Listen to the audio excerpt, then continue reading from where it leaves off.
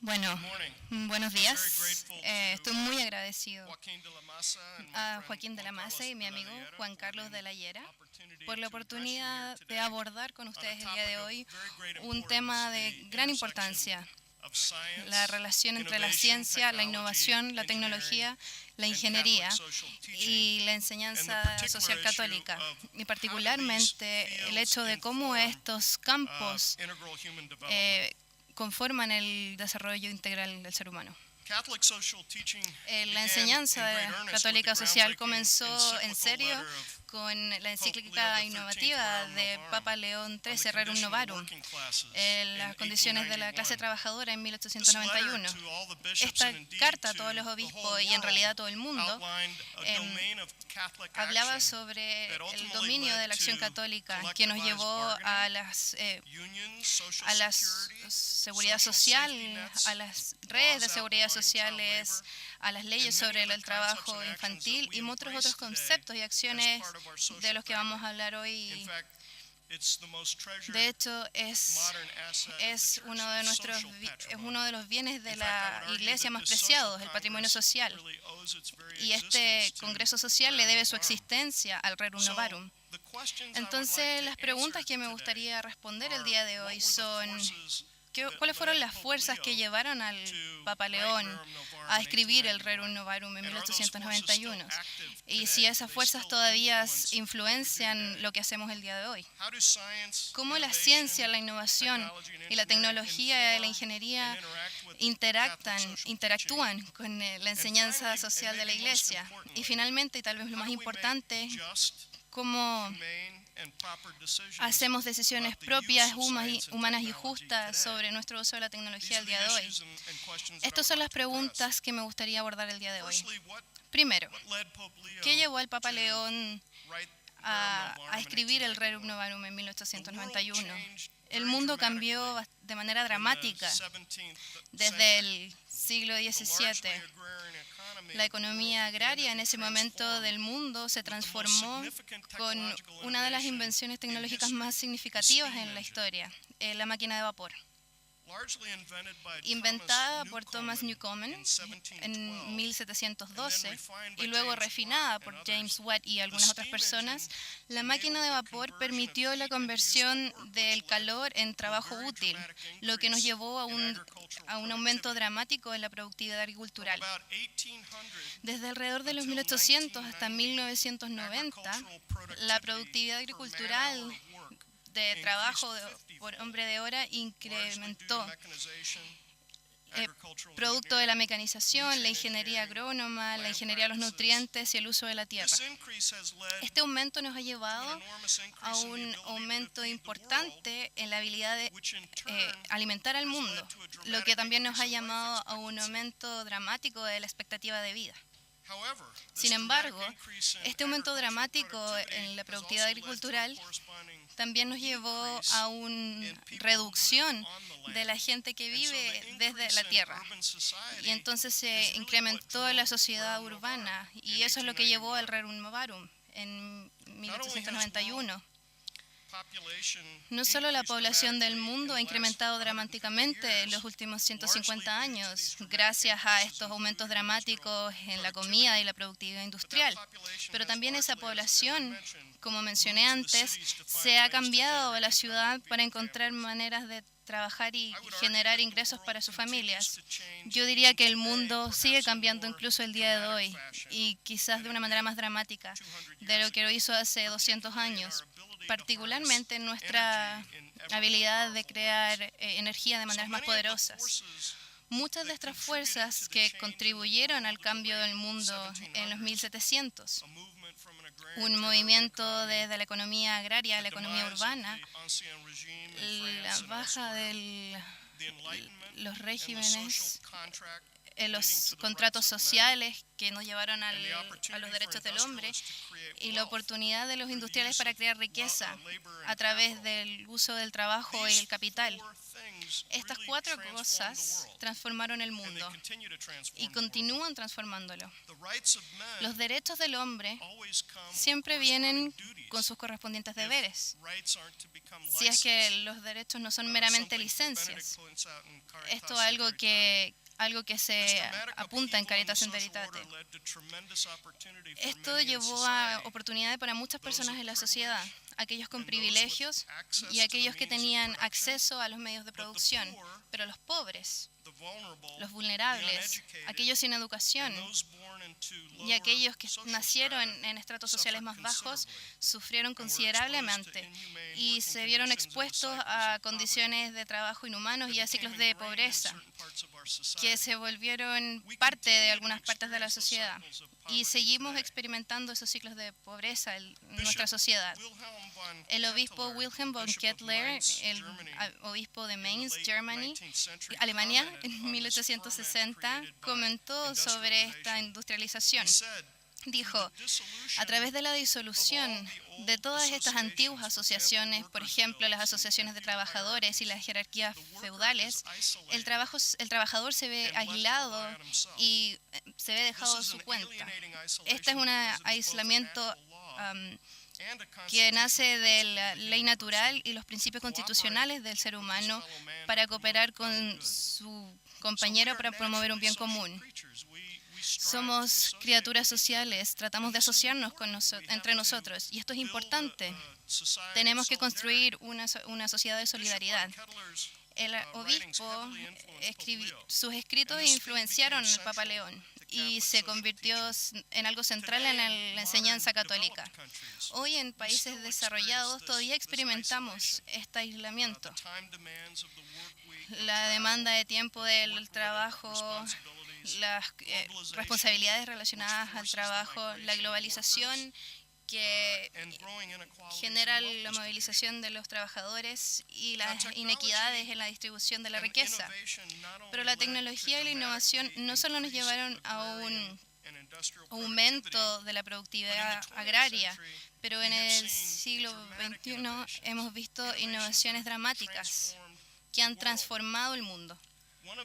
Una de estas es la baja de las enfermedades bacteriales como la tuberculosis, el tifoide, el polio, son todas enfermedades que se han erradicado en los países desarrollados. Incluso las enfermedades nuevas como el SIDA o las enfermedades de los infantes se han erradicado por los médicos. Hemos visto una reducción dramática en la muerte infantil en los países desarrollados. También una reducción de la muerte maternal cuando dan a luz. Hemos visto un aumento en el PIB y también hemos visto un aumento en el PIB per cápita gracias a la tecnología. Hemos visto innovaciones asombrosas en el siglo XX, innovaciones que han cambiado la vida de todos, innovaciones que van a continuar cambiando nuestra vida. Entonces, un comentario que voy a hacer, muchos de ustedes tal vez han oído de esto, pero hace un mes oímos sobre esta innovación que nos puede llevar a la primera planta de fusión nuclear que se inventó por algunos investigadores en California. Entonces, tal vez en 5 años podríamos tener la primera planta de fusión nuclear, lo que va a transformar completamente la imagen de la energía en el mundo. Entonces, ¿cuáles son algunos de los desafíos globales que enfrentamos en el siglo XXI? Algunos de los que deberán abordar la tecnología. La Academia Nacional de Ingeniería identificó los grandes desafíos y ahora se están volviendo desafíos globales y estos se relacionan a un número de cosas. Hablando de la energía solar, la fusión nuclear, en la resolución de los ciclos de carbono, resolviendo los problemas de los nitrógenos, donde tenemos nitrógeno en el suelo, pero se lo lleva el océano y contamina los ríos del mundo.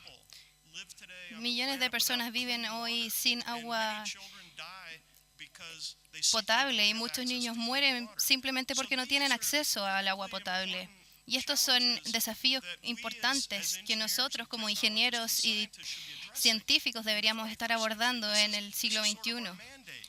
Es uno de nuestros mandatos si queremos vivir según la visión de un desarrollo integral humano auténtico.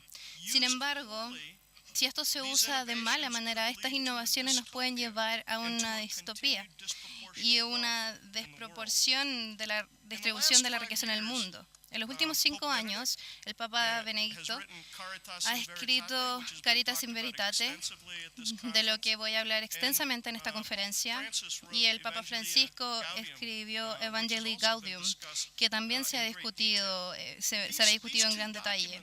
Ambos documentos se basaron en un gran patrimonio de la Iglesia.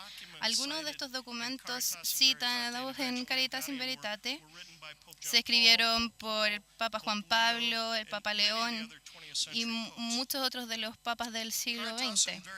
Caritas in Veritate articula un número de temas importantes que creo que son importantes para nuestra consideración a la luz de la ciencia, la innovación y la tecnología. Lo primero de estos, y tal vez el que es más importante para el Papa Benedicto, y lo dice una y otra vez en la encíclica, es que la ética de la vida debe ser el centro de la ética social. Si no respetamos la vida humana, si no respetamos el humano, entonces ¿cómo podemos tener una ética social legítima? Cuando hay una falta de respeto por la vida humana, toda la vida humana, no puede haber una ética social apropiada. Un riesgo que todas las sociedades enfrentamos, lo enfrentamos el día de hoy, lo hemos enfrentado durante toda nuestra historia, es juzgar que hay vidas que no son valiosas. Y en alemán esto es Leben zum Leben. Y la Alemania nazi es notoria por haber juzgado a mucha gente de esa sociedad que no valía la pena vivir. Y continuamos en lo mismo el día de hoy. Un ejemplo triste de la negación de la dignidad humana en la que la tecnología tiene un rol central son las pruebas prenatales de los neonatos para el síndrome de Down. Los estudios muestran que tanto como el 90% de los niños que se prueba que tienen el síndrome de Down son abortados en países donde el aborto es legal. Esto, a pesar del hecho de que ahora tenemos ensayos clínicos para drogas para curar el síndrome de Down, afecta primariamente la cognición, en la transferencia sináptica, y ahora tenemos drogas que pueden aumentar esto. Y muchas personas con síndrome de Down pueden vivir una vida relativamente normal. Y aún así, más del 90% están siendo abortados. Otro tema importante, el segundo, en Caritas in Veritate, es el llamado por una nueva síntesis humana en el desarrollo integral, que no se basa solo en los beneficios, pero incorpora el valor real y significativo de las corporaciones. Un ejemplo de esto son las empresas B, que es una organización ahora que creo que está en Estados Unidos, donde hay más de 13.000 empresas B. B es beneficios, y existen más de 30 países en los que las personas tienen lo que es un triple balance, una justicia social, un beneficio y un beneficio social. Son corporaciones que han escogido basar sus corporaciones en la justicia social. Y creo que esto es de lo que hablaba el Papa Benedicto en Caritas in Veritate. Lo tercero en Caritas in Veritatis es la encíclica. Es porque nuestra sociedad humana y nuestros talentos y habilidades son regalos, son un regalo de Dios, que debemos asegurar de que todas nuestras instituciones humanas se transformen por el principio de la gratuidad, o lo que diría Juan Pablo, la ley del regalo. Las personas pueden sucumbir al egoísmo, al aislamiento, pero si nuestras culturas son auténticamente humanas, nuestros desarrollos económicos, sociales y tecnológicos van a ir más allá de la lógica de la comercialización y deben abrazar esta lógica de la generosidad. Pero es un descubrimiento en el mundo científico y la innovación. Cuando la motivación detrás de la innovación tecnológica es fama y la creación de riqueza, hay una deshumanización. Pero cuando la motivación detrás de la tecnología es el verdadero amor por nuestros hermanos y hermanas, entonces nuestras acciones se basan en la solidaridad con el resto del mundo. El cuarto tema en Caritas in Veritatis es el llamado por un programa global para el desarrollo integral humano que busca preservar los procesos culturales en diferentes lugares alrededor del mundo y está abierto a la trascendencia. Los procesos de la globalización, la interdependencia de las sociedades, la cultura, los trabajadores y las personas, corre el riesgo de destruir o absorber comunidades locales y culturas que se han desarrollado a través de los milenios. Un riesgo de la tecnología, por ejemplo, es que los procesos culturales se manejan por las tecnologías globales, como la televisión o el Internet, más que verse llevados por las culturas locales. Y debemos trabajar juntos para preservar y respetar las culturas locales. Y ahí podemos tener desarrollo humano integral. También debe estar abierto a la trascendencia.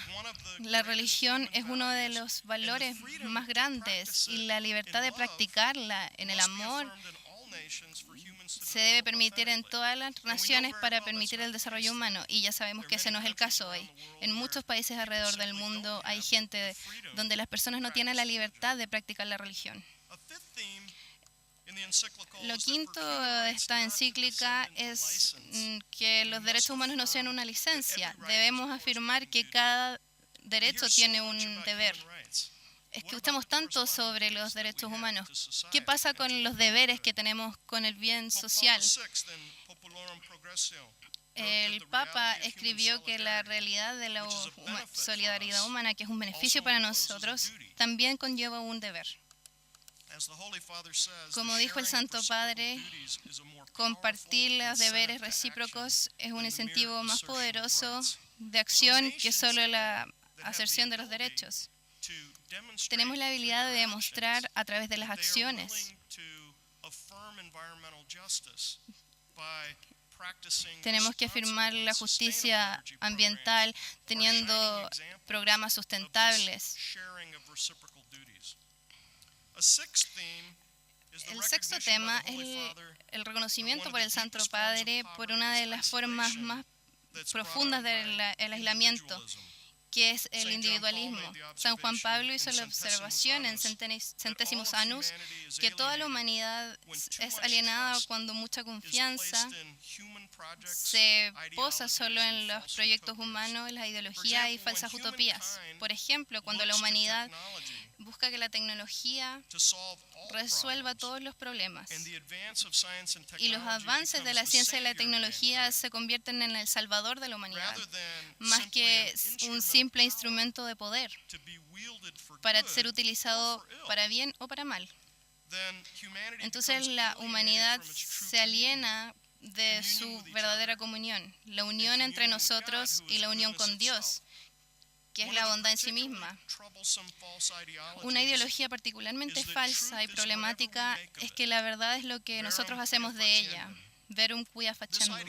Esta ideología lleva a las personas a que crean que somos nosotros la única solución a todos nuestros desafíos. Y nosotros hacemos la realidad. La verdad es que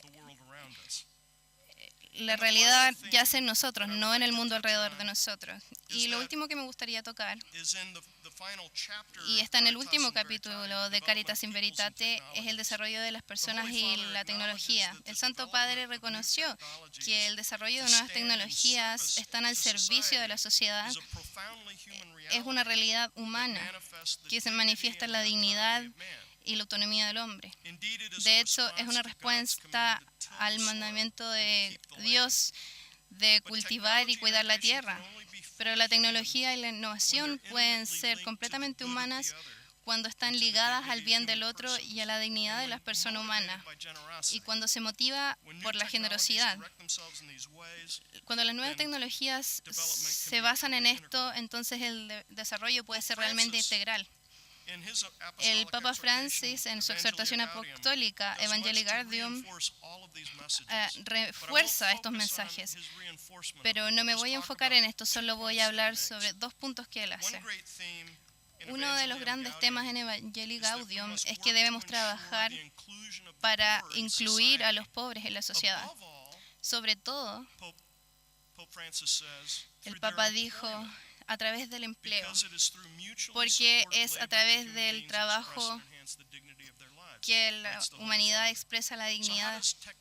Entonces, ¿cómo la tecnología tiene un rol en incluir a los pobres en la sociedad? Yo diría que es a través de la innovación que lleva la tecnología y se lleva a los trabajos de los pobres. Pero solo puede suceder si primero tenemos la base para que los pobres se incluyan, lo que significa la educación, algo que les permita participar en la economía. El segundo punto que hace el Santo Padre es que debemos trabajar para establecer la paz en el mundo, primariamente mediante el diálogo social. Así que quiero cerrar con un ejemplo que espero llame su interés, y es probablemente el desafío central tecnológico de nuestra era, y es la clonación. Entonces la pregunta es, ¿deberíamos participar en la clonación, ya sea terapéutica o reproductiva, o no? Claramente estamos muy cerrados a tener la capacidad tecnológica y científica para realizar la clonación. Así que apliquemos estos temas de los que escuchamos del Papa Benedicto y del Papa Francisco. Apliquémoslo para esta noción de la clonación. Desde el punto de vista de la ética de vida, si es que clonamos sin destruir la vida humana, si lo hacemos, por ejemplo, utilizando células pluripotentes o células somáticas, no estamos destruyendo la vida. ¿Existe algún problema desde el punto de vista de la clonación? Yo diría que no. Yo diría que eso sería totalmente permisible. ¿Qué pasa con el punto de vista de la generosidad? Si es que participamos en la clonación para crear órganos para el cuerpo humano que han fallado debido a alguna enfermedad, por ejemplo el cáncer o diabetes, entonces ustedes podrían discutir que desde el punto de vista de generosidad está bien el clonar. Ahora, ¿qué pasa desde el punto de vista de la dignidad de la persona humana? ¿O qué pasa si es que llegamos hasta el punto de vista de si no llegamos a clonar un humano completo, sino solamente un órgano, y lo hacemos mediante medios que tienen respeto con la vida y tienen respeto con la generosidad? ¿No estamos afirmando la dignidad de la persona? Entonces, si es que reconocemos que tenemos la habilidad de aplicar los secretos de la biología para permitir el bien y que este llegue desde la clonación, por ejemplo, la clonación terapéutica, y no violamos de ninguna manera las éticas de la vida, entonces, ¿cuál es la verdad acerca de la clonación? No estoy diciendo, y sé que hay muchos padres acá en la audiencia, no estoy diciendo que apruebe la clonación. Lo que estoy diciendo es que debemos entrar a un diálogo social entre los científicos y los gente de la tecnología y las personas que realmente entienden la ciencia, y por otro lado los filósofos y los teólogos y los sociólogos, y debemos hablar estos temas y resolverlos, porque en este momento no existe un diálogo adecuado que ocurra entre los científicos y los innovadores y los ingenieros y las personas que están realmente preocupadas acerca de la generosidad, acerca de las éticas, de la ética de vida y acerca de la verdad del Evangelio. Así que quiero concluir con 4 puntos.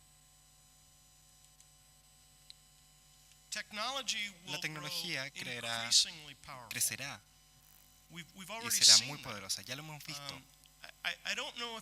No sé si pueden notar cómo sería el poder destructivo de la Tierra. ¿Cómo sería para cambiar la Tierra? Sería como tener el poder del Sol en cualquier momento que uno quiera aprovecharlo. Esto es notable. Ahora, ¿ocurrirá?